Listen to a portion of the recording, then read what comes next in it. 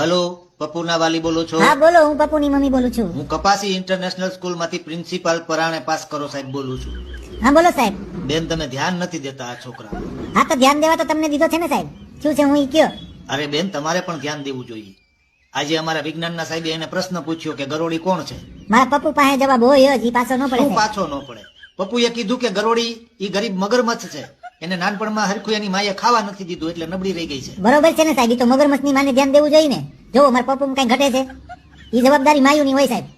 છોકરામાં ધ્યાન દેવું નહીં, ભેટકા કરવું, પછી છોકરા નબળા રહી જાય. અરે પણ બેન, જો સાહેબ બેન પેન કઈ નહીં, આ તો મારા પપ્પુએ જવાબ આપ્યો. બાકી મારું પપ્પુ પાર્ટી પંચાયતમાં પડે જ નહીં સાહેબ. એના પપ્પાનો મગજ બહુ આકરો સાહેબ, ઈ ઢીબી નાખે. અરે વાત તો સાંભળો બેન. જો સાહેબ, એના ઈ વિજ્ઞાનના સાહેબને પણ કહી દેજો, બીજી વખત આવું પૂછે નહીં, નકર ફી ભરવાની થતી નથી સાહેબ. અલ્યા કેમ સમજાવવું આને? શિક્ષણ બચાવવા કરતા ફી બચાવવી જરૂરી છે ભાઈ. જો બેન, ઈ સાહેબ હમણાં નવા આવ્યા છે એટલે કદાચ એને ખબર ન હોય કે પપ્પુનું જ્ઞાન વિજ્ઞાનથી પણ વિશાળ છે. ખરેખર ધન્ય છે તમને. તમે બહુ ધ્યાન દીધું છે પપ્પુમાં. આ વખતે જાગૃત વાલી તરીકે તમારું સન્માન કરવાનું છે બેન.